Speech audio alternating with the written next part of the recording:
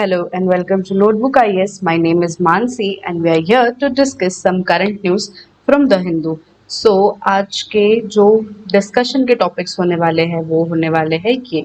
आज हम डिस्कस करेंगे जो सारे न्यूज़ में आए हुए पॉइंट्स हैं। ठीक है, सबसे पहला पॉइंट क्या है हमारा 47 rescue from Laos cyber scam centre. ठीक है, लाओस में एक साइबर स्कैम चल रहा था, उससे जो है 47 लोगों को रेस्क्यू किया गया है। कौन है वो लोग, क्या साइबर स्कैम था, पूरा हम देखेंगे आगे के आर्टिकल में। साइक्लोन्स हेवी रेन्स लाइकली इन सितंबर। ठीक है, साइक्लोन आईएमडी ने प्रेडिक्ट किया है कि हेवी रेन और साइक्लोन जो है वो आ सकते हैं सितंबर में। ठीक है, क्या है पूरा आर्टिकल, साइक्लोन्स के बारे में जानेंगे, कहाँ प्रेडिक्ट किया है ये सब जानेंगे आगे। Protesting doctors launch telemedical services in Kolkata. Kolkata में जो डॉक्टर्स जो है प्रोटेस्ट कर रहे थे, उन्होंने टेलीमेडिसिन सर्विस जो है उस सर्विस देने की जो है वो रखी है। ठीक है, वो सर्विस दे रहे हैं एक तरह से। ठीक है, क्या है ये सर्विस पूरी, क्या क्यों किया है ऐसा प्रोटेस्टर्स ने, वो हम आगे पढ़ेंगे इस आर्टिकल में। 3 language formula will help students learn other 9 languages if not Hindi ministers. ठीक है, 3 लैंग्वेज फॉर्मूला क्या है वो पढ़ेंगे। 3 लैंग्वेज फॉर्मूला जो है वो स्टूडेंट्स को लर्निंग में हेल्प करता है या नहीं। ठीक है, लर्निंग में लैंग्वेजेस जो पढ़ते हैं हम, ठीक है, 3 लैंग्वेज फॉर्मूला मतलब स्कूल में एप्लीकेबल होता है ये, स्कूल कॉलेजेस में, कि 3 लैंग्वेज जो है वो कंसिडर्ड होती है, फर्स्ट लैंग्वेज, सेकेंड लैंग्वेज और थर्ड लैंग्वेज। ठीक है, उसमें बताया गया है हिंदी जो लैंग्वेज है उसे बताया गया है कि हिंदी जो है वो पढ़ेंगे या फिर नहीं पढ़ेंगे, मिनिस्टर्स का कुछ स्टेटमेंट है वो हम आगे देखेंगे। माइंडफुलनेस थेरेपी से बच्चे, ठीक है, जो बच्चे इंटरनेट एडिक्शन के शिकार होते हैं उनको जो है इंटरनेट एडिक्शन उनका कम हो सकता है, किससे, माइंडफुलनेस थेरेपी से। क्या है पूरा मामला देखेंगे, माइंडफुलनेस थेरेपी क्या होती है वो भी देखेंगे। ठीक है, atrocities against women serious concern से प्राइम मिनिस्टर नरेंद्र मोदी ने एट्रोसिटीज अगेंस्ट वुमेन के लिए एक स्टेटमेंट पास किया है कि एक सीरियस कंसर्न है ये। तो क्या है पूरा आर्टिकल हम देखेंगे आगे, क्यों कहा है उन्होंने ऐसा, देखेंगे। अगला आर्टिकल है for jobs there is nothing but the government in Jammu and Kashmir. ठीक है, जॉब जम्मू और कश्मीर में प्राइवेट और गवर्नमेंट जॉब्स को लेके जो है कुछ कंसर्न्स रेज हुए हैं, वो हम देखेंगे क्या है पूरा आर्टिकल। ठीक है, जम्मू एंड कश्मीर में ये जॉब से रिलेटेड क्यों हो रहे हैं ये कंसर्न्स, ठीक है, इसमें गवर्नमेंट का क्या रोल है, सब हम आगे देखेंगे। सोशल एक्सपीरियंसेस शेप सॉन्ग्स पर प्रेफरेंस लर्निंग इन इंचेस। ठीक है, ये एक बर्ड के बारे में है। ठीक है, एक बर्ड स्पीशीज के बारे में ये बताया गया है, कौन सी बर्ड स्पीशीज है वो, ठीक है, उनकी कैरेक्टरिस्टिक्स क्या है वो आगे पढ़ेंगे, कैसे न्यूज में आ सकती है वो ये भी आगे पढ़ेंगे। हनी बीज में स्प्रेड वायरस टू वाइल्ड बम्बल बीज। ठीक है, अब हनी बीज और बम्बल बीज के बारे में पढ़ेंगे। ये जो सारे टॉपिक्स है वो स्पीशीज से रिलेटेड टॉपिक्स है, वो बहुत इंपॉर्टेंट हो जाते हैं। ठीक है, आ सकता है क्वेश्चन इसमें, उनके हैबिटेट को लेके, कैरेक्टरिस्टिक्स को लेके, सब कुछ चीजों को लेके जो है वो क्वेश्चंस आ सकते हैं, तो हम इसके बारे में पढ़ेंगे डिटेल में। Why did centre alert it's pension plans. ठीक है, पेंशन प्लान्स जो है वो उसके बारे में भी पढ़ेंगे कि पेंशन प्लान्स क्या है। ठीक है, पेंशन प्लान्स जो नया जो पेंशन स्कीम जो अप्लाई हुआ है उसका क्यों जरूरत फील हुआ, क्यों अप्लाई करने का जरूरत जो है वो फील हुआ, क्या है पूरा पेंशन प्लान, पहले वाला पेंशन प्लान क्या था वो भी पढ़ेंगे। Beijing Beijing Manila trade blame in new South China Sea. ठीक है, न्यू साउथ चाइना सी में जो क्लैशेस हो रहे हैं, ठीक है, उसके बारे में भी पढ़ेंगे कि उसके जो क्लैशेस हो रहे हैं वो क्यों हो रहे हैं, किन दो कंट्रीज के बीच में हो रहे हैं, साउथ चाइना सी के ऊपर ही क्यों हो रहे हैं, जियोपॉलिटिकली क्या है इसका इंपॉर्टेंस, वो देखेंगे सारा। ठीक है, stands between ex owner Musk and जज lead to platforms ban in Brazil. ठीक है, ब्राजील में क्या हुआ है कि जो एक्स एक्स ओनर, ठीक है, एक्स मतलब जो पहले ट्विटर था, ठीक है, ट्विटर को अब जो है वो एलन मस्क ने जब खरीद लिया उसके बाद में उन्होंने एक्स नाम दिया उसको। ठीक है, तो अब उनके बीच में क्या हुआ है, एक एक क्लैश हुआ है, ठीक है, एक क्लैश हुआ है। क्यों क्लैश हुआ है, ये क्या क्लैश हुआ है, वो हम आगे पढ़ेंगे नेक्स्ट आर्टिकल में, ठीक है, आगे पूरा डिटेल में पढ़ेंगे हम, ठीक है। तो आगे बढ़ते हैं, स्टार्ट करते हैं हमारे डिटेल डिस्कशन। इसमें बताया है कि 47 रेस्क्यू हुए हैं फ्रॉम लाओस साइबर स्कैम, ठीक है। अब लाओस साइबर स्कैम क्या है, ठीक है। थोड़े दिनों पहले एक न्यूज आई थी कि क्या हुआ था कि एक लाओस में इंडियंस 47 इंडियंस जो थे, एटलीस्ट 47 इंडियंस जो थे, वो साइबर स्कैम सेंटर में जो है वो ट्रैप हो गए थे, ठीक है। तो उनको जो है वहां से छुड़ाया गया है। जो साइबर स्कैम में उनको जो रखा गया था साइबर स्कैम सेंटर्स में, वो ये बोल के रख मतलब इस वजह से रखा गया था कि आप काम करिए और आपको जो है वो पैसे दिए जाएंगे। ये बेसिकली वो लोग थे जो लाइवलीहुड जो है वो अपना मतलब नहीं बना सकते प्रॉपर, उनको प्रॉपर वेजेस नहीं मिलती है, बहुत गरीब खानदान से है, ऐसे लोगों को जो है वो रखा गया था, ठीक है। उनसे जो है वो साइबर क्राइम्स करवाते थे, जो आजकल आप देखते हैं जैसे कोई इंस्टाग्राम वगैरह पे तो बैंक मतलब इंस्टाग्राम हैक हो जाता है या फिर पैसे मांग लेते हैं कोई लोग, ठीक है। जैसे कि मतलब कोई भी इंस्टा हैक करके आपके जो नोन बंदे हैं उनको एक मैसेज चला जाएगा कि I want this money from you, please can you help me, ऐसे मैसेजेस भेज देते हैं। ये सब कुछ साइबर स्कैम, मतलब छोटे लेवल पे और बड़े लेवल पे भी जो साइबर स्कैम होते हैं वो सारे साइबर स्कैम इनसे करवा रहे थे। तो अभी जो है वो 47 लोग जो है वो रेस्क्यू कर दिए गए हैं, ठीक है, लाओस से, लाओस, ठीक है। आगे बढ़ते हैं, नेक्स्ट आर्टिकल देखते हैं। अब साइक्लोन के बारे में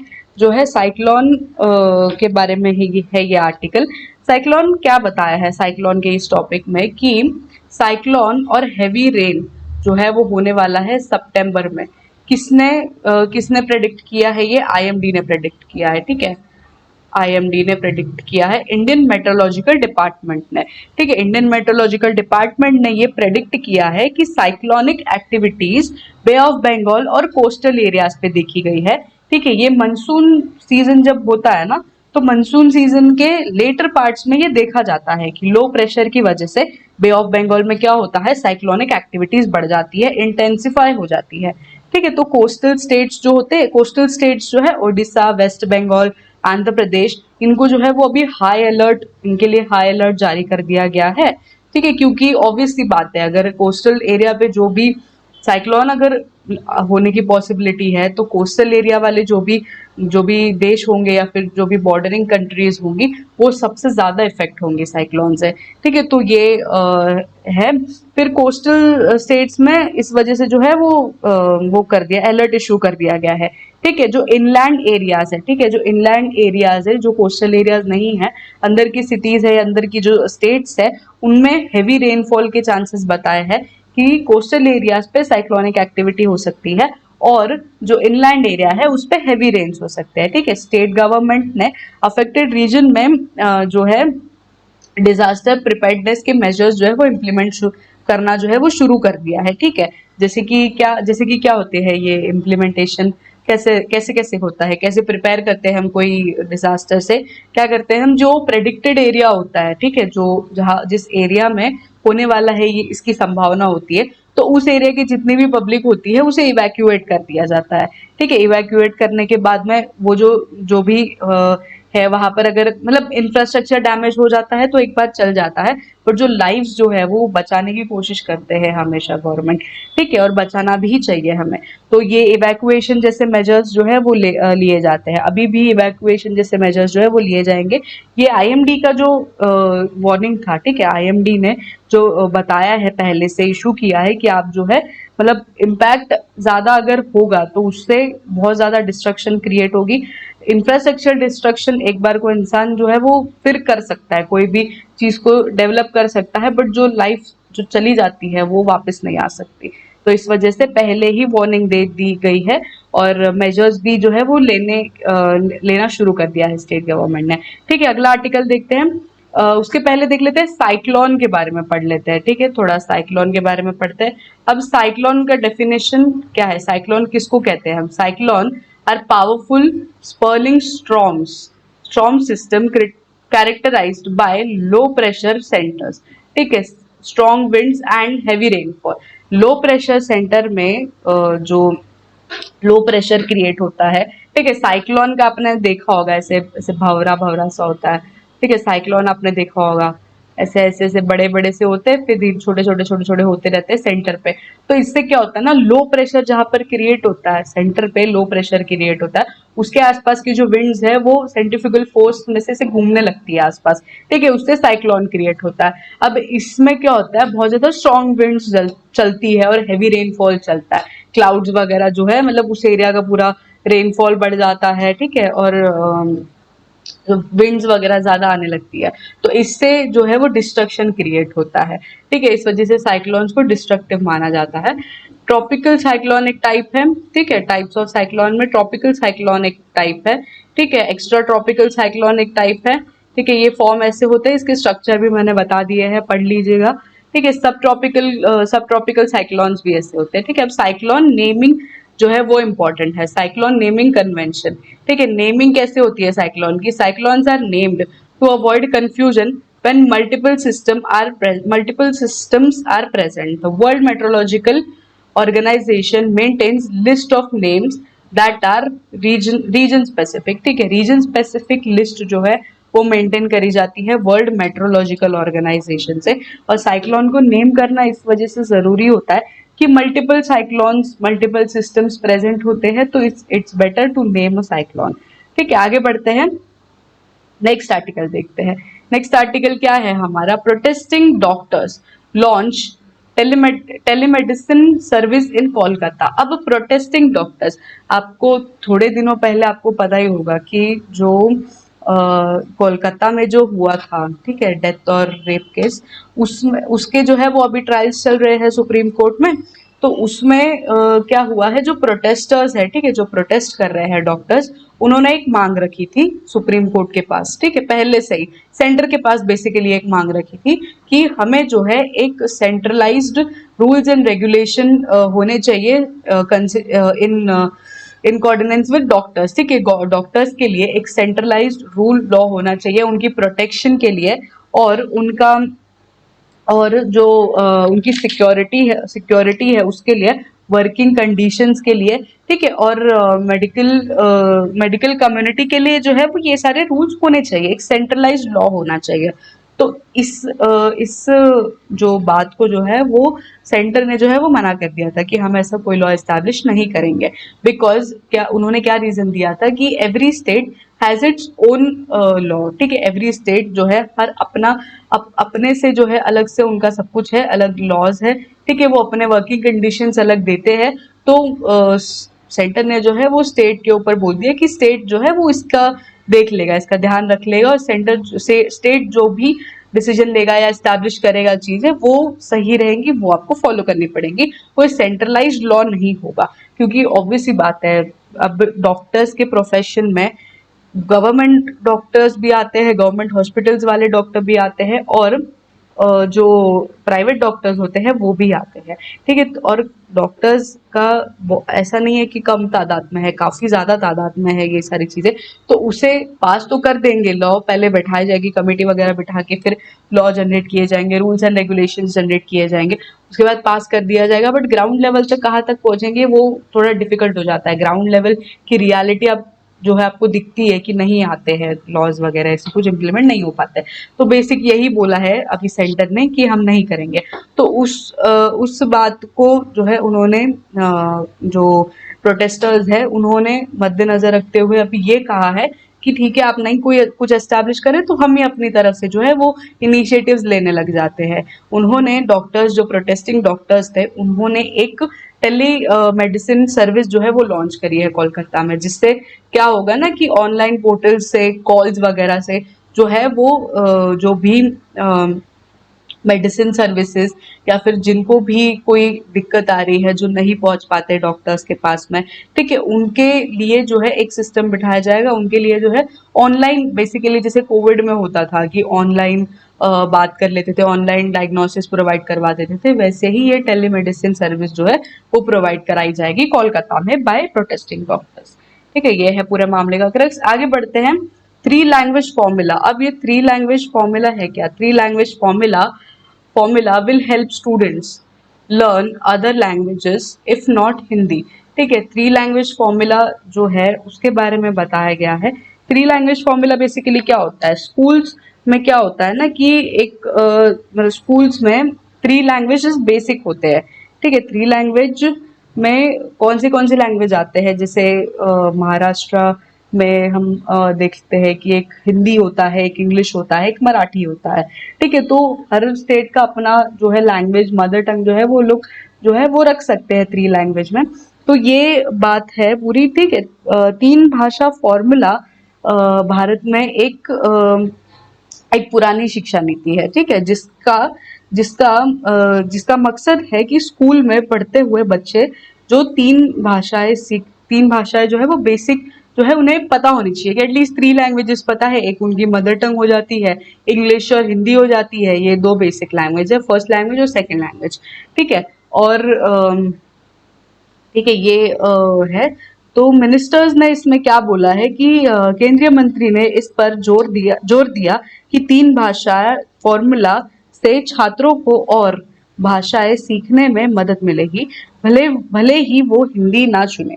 ठीक है, अब उनके ऊपर होता है। जैसे स्कूल्स वगैरह में क्या हो जाता है ना, मतलब मेरे स्कूल में तो ये था सिस्टम कि 8th तक आपको तीन लैंग्वेजेस कंपलसरी थे, हिंदी, इंग्लिश, मराठी। ये मैं महाराष्ट्र बोर्ड से पढ़ी हूँ, तो ये चीजें वो थी। ठीक है, फिर उसके बाद 9th में आपको ऑप्शन मिलता था हिंदी और संस्कृत में। ठीक है, आपको थर्ड लैंग्वेज जो है वो आप अपने से चूज कर सकते हो, या तो हिंदी या तो संस्कृत। ठीक है, तो वैसे ही जो मिनिस्टर है, ठीक है, तमिलनाडु के जो मिनिस्टर है, उन्होंने एल मुरुगन जी ने बोला है कि बच्चों को जो थर्ड लैंग्वेज बच्चे चूज करते हैं वो हिंदी नहीं भी होगी तो भी उनको वो तीन लैंग्वेजेस सीखेंगे, फिर भी जो है वो नई लैंग्वेजेस जो है वो पढ़ाई जाएगी उन्हें। तो ऐसा उन्होंने कहा है, ये बेनिफिशियल होगा। ठीक है, ऐसे कहा है। कोई स्टूडेंट जो है उसे फोर्स नहीं करा जाएगा हिंदी पढ़ने के लिए। बेसिकली मतलब ये तमिलनाडु गवर्नमेंट या फिर तमिलनाडु बोर्ड है स्टूडेंट्स का, उसमें क्या होता है, स्टेट सेंटर के द्वारा ये जो है वो पॉलिसी इंप्लीमेंट करी जा रही है, या सेंटर के द्वारा ये बोला जा रहा है कि हिंदी जो है वो होनी चाहिए, हिंदी जो है वो थर्ड लैंग्वेज होनी चाहिए, कंपलसरी लैंग्वेज होनी चाहिए। बट स्टेट्स ऐसा अब कह रहे हैं, स्पेसिफिकली तमिलनाडु स्टेट कह रहे हैं कि हमारे जो मतलब हमारे स्टेट के बच्चे तो हमारी मदर टंग सीखेंगे, या फिर हम फोर्सफुली उनसे क्यों हिंदी सीखवाए। हम जो है वो उनकी मदर टंग सीख लेंगे, या उनको ऑप्शन देंगे कोई और चूज करने का लैंग्वेज। तो बेसिकली पूरा मामले का क्रक्स यही है कि मिनिस्टर जो है वो कह रहे हैं कि थर्ड लैंग्वेज जो है वो हिंदी नहीं भी होगी तो भी चलेगा, एटलीस्ट बच्चा जो है वो तीसरी लैंग्वेज सीख तो रहा है और उसके मन की लैंग्वेज सीख रहा है। बस यही पूरे मामले का क्रक्स है। ठीक है, आगे बढ़ते हैं, नेक्स्ट आर्टिकल देखते हैं। नेक्स्ट आर्टिकल क्या है, माइंडफुलनेस थेरेपी। अब माइंडफुलनेस थेरेपी क्या है, can tackle internet gaming addiction, finds NIMHANS। अब NIMHANS क्या है, national institute of mental health and neuro science ने ये स्टडी में बताया है अपनी कि जो बच्चे हैं जो एडिक्शन है जिनको गेमिंग के लिए, वो माइंडफुलनेस थेरेपी से जो है वो एडिक्शन हटाया जा सकता है, कम किया जा सकता है। ठीक है, माइंडफुलनेस थेरेपी में क्या क्या आता है, माइंडफुलनेस थेरेपी जब हम कंडक्ट करते हैं तो उसमें मेडिटेशन, ठीक है, और मेडिटेशन जैसी थेरेपी प्रैक्टिस होती है। ठीक है, ब्रीदिंग एक्सरसाइजेस होती है, मेंटल फोकस टेक्निक्स होती है। ठीक है, इससे क्या होता है, जो गेमिंग का एडिक्शन है ना वो उनका कम हो जाता है। ये ये जो है वो ये स्टडी जो है वो NIMHANS national institute of mental health and neuro science ने जो है ये स्टडी कंडक्ट करी थी, और इसमें ये पाया गया है कि माइंडफुलनेस थेरेपी से जो है वो एडिक्शन कम हो सकता है। ये बहुत इंपॉर्टेंट हो जाता है आजकल। थोड़े थोड़े सालों में क्या होने वाला है, ऐसे सेंटर्स खुलने ही वाले हैं गेमिंग एडिक्शन के लिए। बिकॉज आज का रियलिटी क्या है फिलहाल की, कि लोग जो है वो गेमिंग्स वगैरह में बहुत पैसे कमा रहे हैं। ठीक है, ऑनलाइन आप देखो यूट्यूब वगैरह पे जो यूट्यूबर्स, इन्फ्लुएंसर्स या फिर ये सारे लोग होते हैं, तो वो गेमिंग में मतलब गेमिंग में है अलग लेवल का करियर है अपना, अलग लेवल का ग्रोथ है, पैसे बहुत मिलते हैं उसमें। तो उस वजह से क्या होता है ना कि बच्चे जो होते हैं वो बच्चे काफी अट्रैक्ट हो जाता है, और फैमिलीज भी प्रेशराइज नहीं करती है, फैमिलीज भी जो है वो स्ट्रिक्ट नहीं रहती है उनकी तरफ। ठीक है, वो भी कहती है कि ठीक है अभी पैसे अगर तू कमा रहा है, एक जरिया ही हो गया पैसे कमाने का, तो फिर वो लोग भी अलाउ कर देते हैं फैमिली वाले, बट ये गलत है। ठीक है, कुछ कुछ केसेस में मैंने ये भी देखा है कि फैमिली फोर्सफुली बच्चे को बैठा रही है कि भाई तू स्ट्रीम कर और तू पैसे कमा, तू ये गेम खेल दिन भर। तो वो तो दिक्कत है ना भाई, मतलब कोई भी डिवाइस के आगे आप अगर 1 डेढ़ घंटे से ज्यादा कंटिन्यूस उसमें स्टेयर करके देख रहे हो तो आंखों को दिक्कत होती है। दिन भर बैठे बैठे हो आप एक चेयर पे बैठ के जो भी कर रहे हो, गेम्स खेले जा रहे हो, उससे आपका मतलब दिमाग जो है वो क्रिएटिविटी नहीं रहती दिमाग में।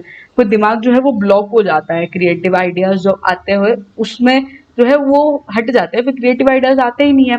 तो सिर्फ गेम्स गेम्स खेल के, हाँ सही है अपने लेवल पे सही है, खेलना भी चाहिए गेम्स वगैरह, बट जो है बट इतना एडिक्शन नहीं हो जाना चाहिए कि आप जो है दूसरे बाहर के वर्ल्ड से कांटेक्ट ही तोड़ दे और अपना फिजिकल हेल्थ जो है वो कॉम्प्रोमाइज कर दे। तो ये गलत हो जाता है, ऐसा नहीं करना है। आपको गेम्स पे फोकस नहीं करना है, ग्राउंड रियलिटी भी पता होनी चाहिए, सोसाइटी में क्या चल रहा है, सोसाइटी में बाहर क्या हो रही है चीजें, वो भी पता होनी चाहिए आपको। ठीक है, आगे बढ़ते हैं।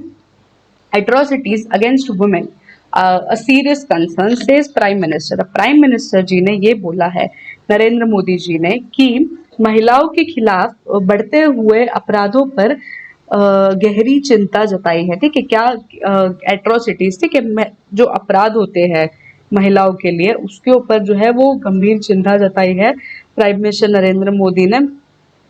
ठीक है, उन्होंने ये बताया कि जो घटनाएं सिर्फ कानूनी मुद्दे नहीं है बल्कि समाज के लिए भी बड़ी चुनौती है। ठीक है, ये जो जैसे अब थोड़े दिनों पहले कोलकाता का मामला हुआ, ठीक है, कोलकाता डेथ और रेप केस हुआ, ऐसे ही मामले जो है वो काफी देखे जाते हैं। ठीक है, मतलब काफी जगह ऐसे मामले बाहर तक नहीं आते हैं। ठीक है, वो चलते रहते हैं अपने में, सोसाइटल प्रेशर की वजह से बाहर नहीं आते ऐसे कोई मामले, तो वुमेन के लिए एक अनसेफ एनवायरनमेंट बन जाता है। ठीक है, तो इसके ऊपर जो है वो कंसर्न्स जताते हुए प्राइम मिनिस्टर मोदी जी ने ये सब अपना स्टेटमेंट दिया है कि ये सब कुछ जो मुद्दे हैं वो कानूनी मुद्दे है और बाहर नहीं आ पाते, इस चीज का बहुत ज्यादा कंसर्न है उनको। ठीक है,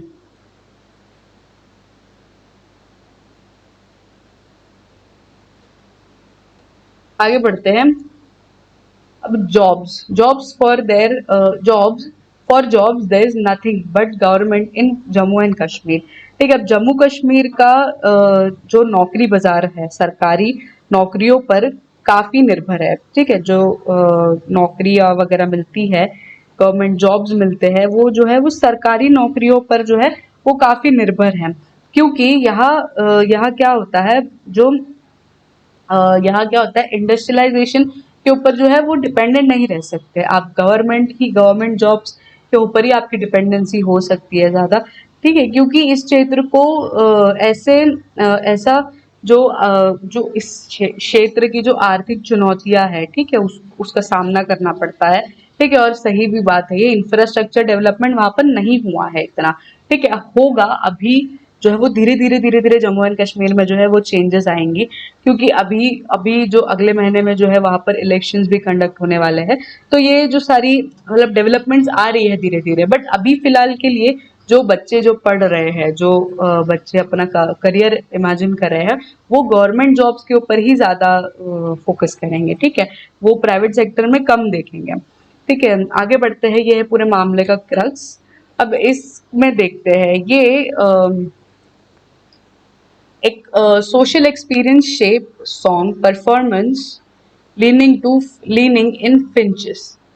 ठीक है, अब ये फिंचेस क्या है, ये एक बर्ड है। ठीक है, ये एनवायरनमेंट के लिए बहुत इंपॉर्टेंट टॉपिक हो जाता है, एनवायरनमेंट में ये आ सकता है, स्पीशीज जो है स्पीशीज के मामले में ये पूछा जा सकता है।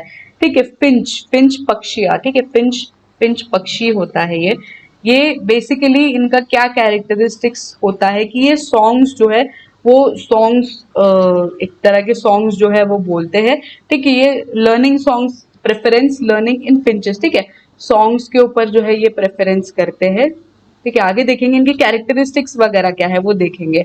Zebra finches zebra finches are small birds native to Australia and known for their distinctive vocalization and striking appearance। ठीक है, उन ये बर्ड जो है जेब्रा फिंचेस, फिंचेस बेसिकली जो वो होते हैं, बर्ड्स होते हैं, वो इस वजह से जाने जाते हैं कि उनकी जो वोकलाइजेशन होती है, मतलब जो उनके वोकल्स होते हैं, जो सिंगिंग कैपेसिटी होती है उनकी, उसके लिए जाने जाते हैं।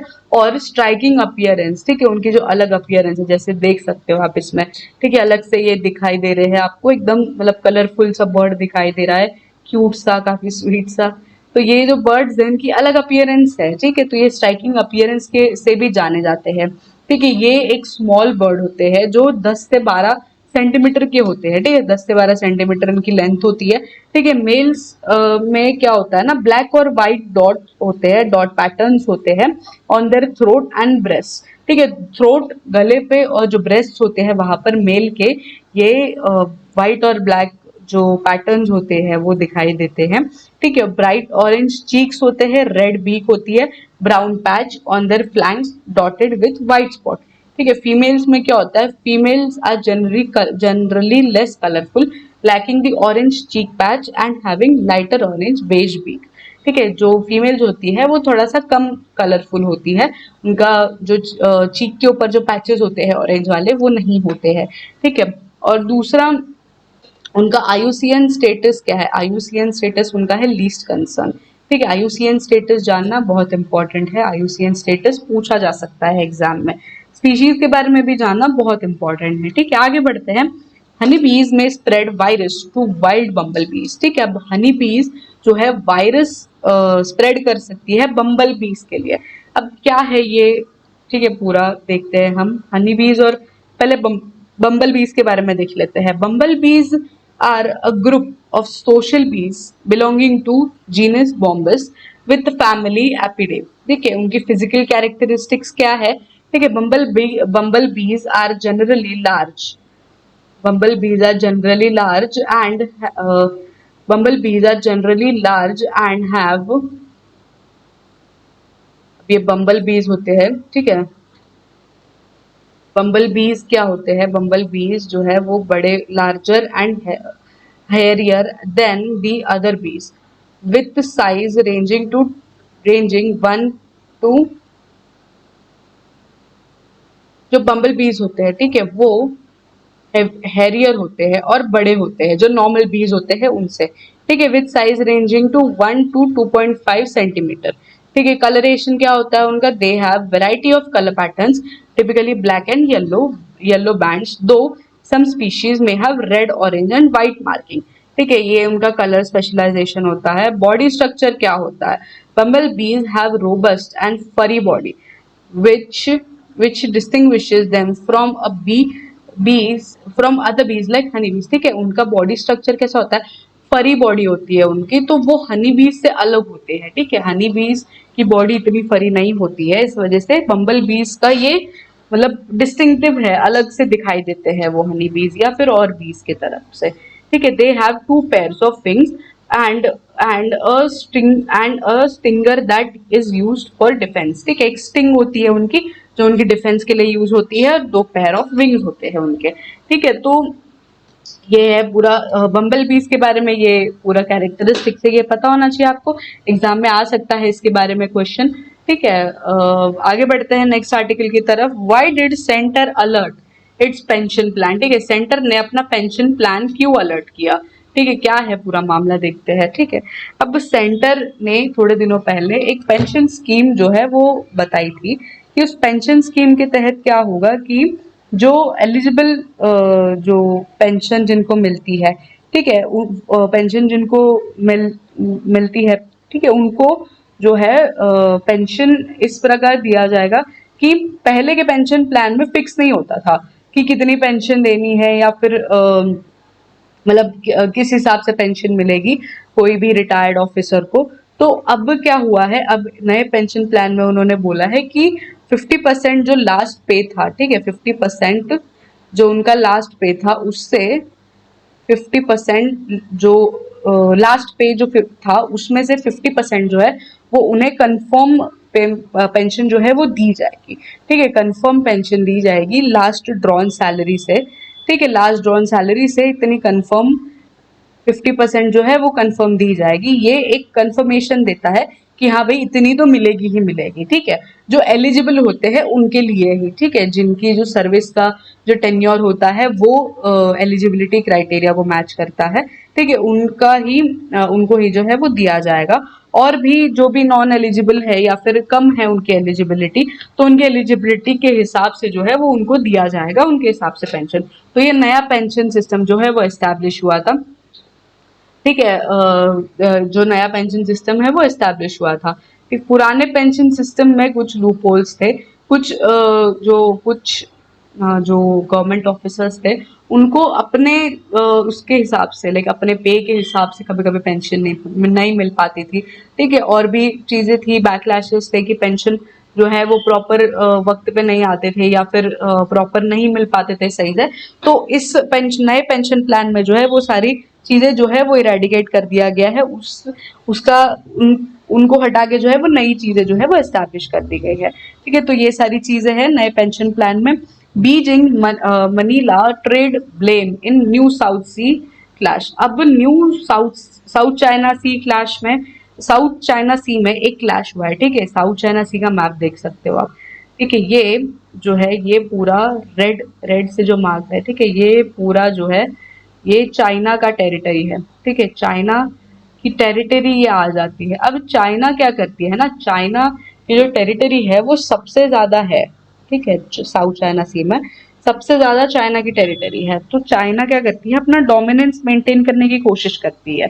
थोड़े दिनों पहले चाइना ने क्या करा कि 19 अगस्त और 21 अगस्त को क्या हुआ था कि चाइना ने फिलीपींस के जो प्लेन्स थे, एयरक्राफ्ट थे, ठीक है, फिलीपींस की आप देख सकते हो, ये फिलीपींस का जो है ये फिलीपींस का एरिया है पूरा। तो फिलीपींस के ऊपर जो एयरक्राफ्ट थे वो जो है वो पेट्रोलिंग कर रहे थे, ठीक है। ये पूरा फिलीपींस का एरिया हो जाता है।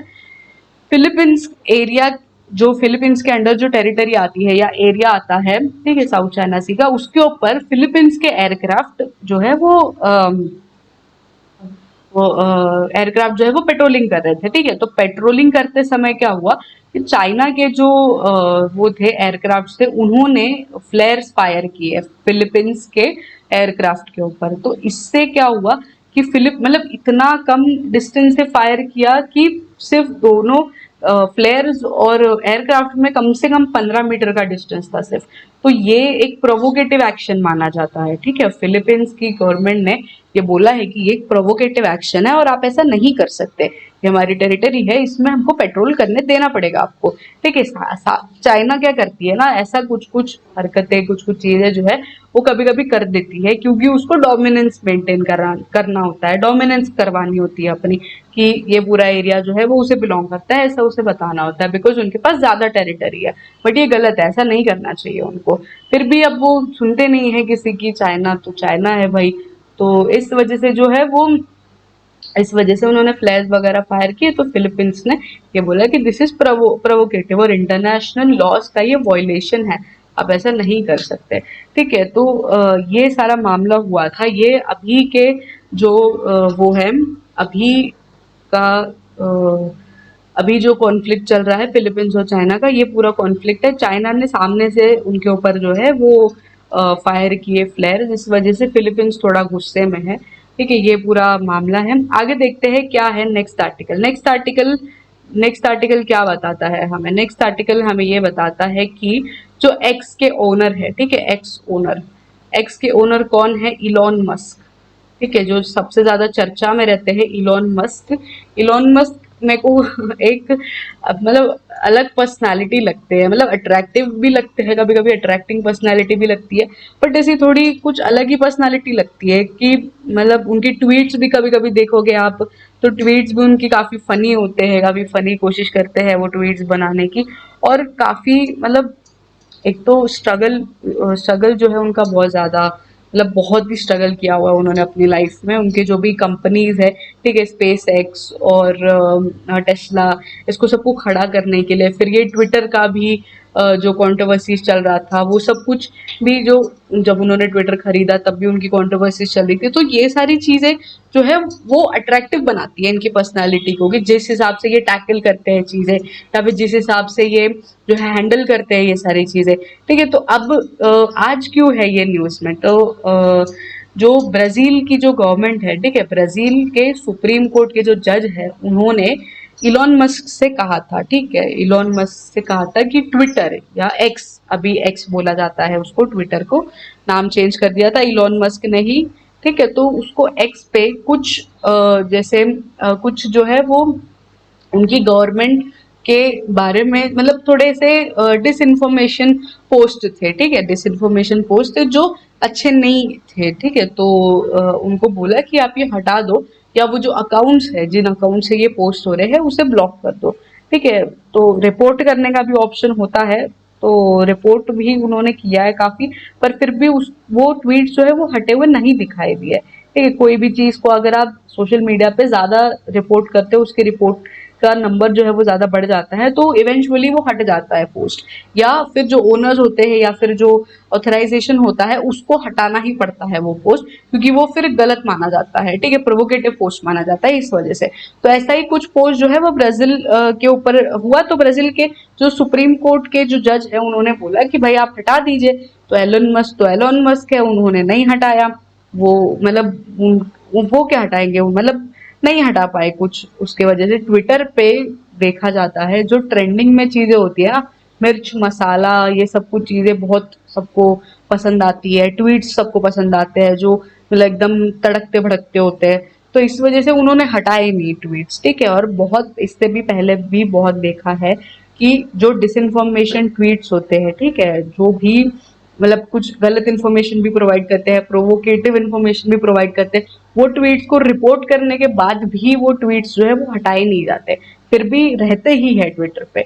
तो ये एक बड़ा मुद्दा है, मुसला है, ठीक मसला है। ठीक है, तो ब्राजील की जो सुप्रीम कोर्ट है उन्होंने बोला कि हटा दीजिए, तो उन्होंने नहीं हटाए। तो अब एलन मस्क ने नहीं हटाए, तो ब्राजील ने क्या किया, ब्राजील ने ब्राजील की टेरिटरी के अंदर एक्स को ही ब्लॉक वो कर दिया, बैन कर दिया। ठीक है, कि कोई यूज ही नहीं करेगा, तो यूज नहीं करेगा। जैसे अब ये देखा है कि एक इन्होंने एलन मस्क ने ये ट्वीट किया था, x is the most use news source in Brazil. ठीक है, उन्होंने अपने काउंटर में ये किया था। ठीक है, जब जब बैन कर दिया ब्राजील ने एक्स एक्स को उधर से, ठीक है, ब्राजील से जो है बैन करने के बाद एलोन मस्क ने वो ट्वीट किया था। अब बैन करने के बाद, बैन करने से ऐसा कहा है कि बैन भी हो जाएगा, और अगर कोई यूज करता हुआ दिखेगा तो उसे 8,000 प्लस कुछ जो है वो डॉलर देने पड़ सकते हैं, 8,000 प्लस कुछ डॉलर। ठीक है, कुछ 7 लाख ऐसे कुछ जो है वो इंडियन रुपीज में अगर देखा जाए तो ऐसे कुछ जो है वो पैसे देने पड़ सकते हैं, फाइन देनी पड़ सकती है अगर कोई यूज करता हुआ पाया गया तो ये जो है वो काफी ऑब्वियस सी बात है कि अगर कोई जुडिशरी का तुम रिस्पेक्ट नहीं करोगे, ठीक है, जुडिशरी कोई भी कंट्री की बहुत इंपॉर्टेंट होती है। ठीक है, जुडिशरी का जब रिस्पेक्ट नहीं होता तो उनको जो है वो हार्श कदम उठाने पड़ते हैं, हार्श चीजें उठानी पड़ती है उनका डोमिनेंस जो है वो दिखाने के लिए, क्योंकि ऑब्वियस सी बात है अगर जुडिशरी स्ट्रांग नहीं होगी कोई भी कंट्री की, तो कंट्री का जो बेस है वो हिलने लग जाता है। ठीक है, कोई ट्रस्ट नहीं कर पाता इस सारे जुडिशियल प्रोसेस के ऊपर। तो जुडिशरी ने, जज ने ये फैसला लिया, ठीक है, और बैन का फाइन भी बता दिया कि अगर कोई यूज करता हुआ देखा जाएगा तो ये आपको 8,000 जो है वो देने पड़ जाएंगे, 8,000 डॉलर। ठीक है, तो उसके बाद में एलोन मस्क ने ये ट्वीट किया कि x is the most used source in Brazil, it is what the people want. ठीक है, ये एक्स जो है वो एक बहुत बड़ा सोर्स है ब्राजील में, न्यूज का सोर्स है जो यूज किया जाता है, लोगों को ये चाहिए। Now the tyrant the Voldemort is crushing the people's right to free of speech. ठीक है, अब इसमें इलॉन मस्क ने अपना फ्रीडम ऑफ स्पीच का जो राइट है उनका, ब्राजील के सिटीजन्स का, उसको हाईलाइट करते हुए ये कहा है कि जो जज है, ठीक है, वोल्डेमॉर्ट, उन्हें वो जो है वो फ्रीडम ऑफ स्पीच जो है वो वॉयलेट कर रहे हैं उनका, ठीक है, right to freedom of speech. तो ये एलन मस्क की तरफ से ये है, आया हुआ है, और एलोन मस्क ने ये सही भी कहा है कि कोई भी जो है चीज यूज करने का, कोई भी आवाज उठाने का किसी भी मुद्दे में, या फिर कुछ free of speech, freedom of speech तो होना चाहिए हर चीज, हर जगह पर, हर चीजों में, ठीक है। तो ये हाईलाइट करा हुआ है। बट मुद्दा जो है वो ब्राजील की तरफ से भी जो है वो देखने लायक है कि उन्होंने जब बोला है कि आप हटा दीजिए तो उन्होंने हटाया नहीं, और ये जुडिशरी पे आ जाता, उनके जुडिशियल मामले जो है उनको, मतलब ब्राजील के लोग फिर रिस्पेक्ट नहीं कर पाते उनकी जुडिशरी की, इस वजह से उन्होंने जो है इतने हार्श कदम उठाए। आगे देखेंगे इस कंट्रोवर्सी में क्या होता है, क्या मिलता है, किसकी जीत होती है, ठीक है। एलोन मस्क तो है ही बहुत अच्छी पर्सनालिटी, वो कभी हार नहीं मानते, वो जीतना है तो जीत ही लेते हैं वही कोई भी चीज में, ठीक है। तो ये सारी चीजें हैं, ठीक है। आगे बढ़ते हैं, फिर हम नेक्स्ट देखते हैं, ठीक है। आज के आर्टिकल्स इतने ही हैं हमारे, आज के आर्टिकल्स काफी इंपॉर्टेंट थे, काफी इंपॉर्टेंट और हेल्दी डिस्कशन हुआ है आज के आर्टिकल्स का। हम आज के क्वेश्चंस देख लेते हैं, ठीक है। क्वेश्चंस आज के क्या है? The three language formula was first proposed in which of the following Indian education reports? ठीक है, इंडिया के एजुकेशन रिपोर्ट्स में सबसे पहले कब लॉन्च हुआ था थ्री लैंग्वेज फॉर्मूला, वो बताना है हमें। Kothari commission, national policy on education, Mudaliar commission report, national policy on education 1986, ठीक है। ये क्वेश्चन बताना है, आंसर दीजिएगा कमेंट सेक्शन में। अगला क्वेश्चन क्या है? Which of the following conditions is essential for the formation of a tropical cyclone? ठीक है, ट्रॉपिकल साइक्लोन फॉर्म होने के लिए कौन सी कंडीशंस एसेंशियल है? ठीक है, sea surface temperature below 20 degree, sea surface का टेम्परेचर 20 डिग्री से कम होना चाहिए, sea surface temperature about 26.5 degree Celsius, 26.5 degree Celsius से सी सरफेस का टेम्परेचर ऊपर होना चाहिए, preference of a strong upper level anticyclone, ठीक है।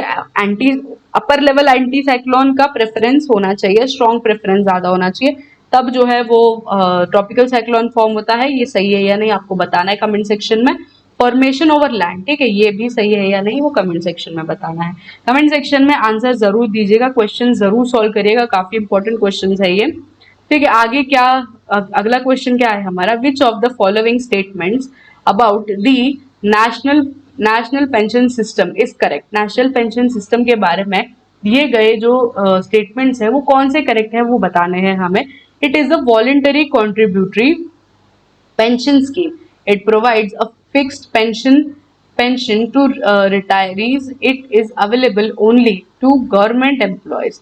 It guarantees return based on market preferences. ठीक है, इन चारों में से बताना है कौन सा सही है स्टेटमेंट नेशनल पेंशन स्कीम से रिलेटेड, ठीक है। आगे बढ़ते हैं, आज का टॉपिक हम यही समाप्त करते हैं। आज बहुत ही हेल्दी अच्छा डिस्कशन हुआ है सारे टॉपिक्स का। मैं आशा करती हूँ आपको सेशन अच्छा लगा होगा। अगर अच्छा लगा है तो लाइक कमेंट से शेयर जरूर करिएगा। कल के वीडियो के लिए जरूर तैयार रहिएगा। हम कल एक और वीडियो लेके आएंगे डेली करंट अफेयर्स न्यूज का। इसके पहले की न्यूज अगर आपको देखने हैं तो हमारे चैनल पे अवेलेबल है, वो जाके देखिएगा। आज के लिए बस इतना ही, धन्यवाद।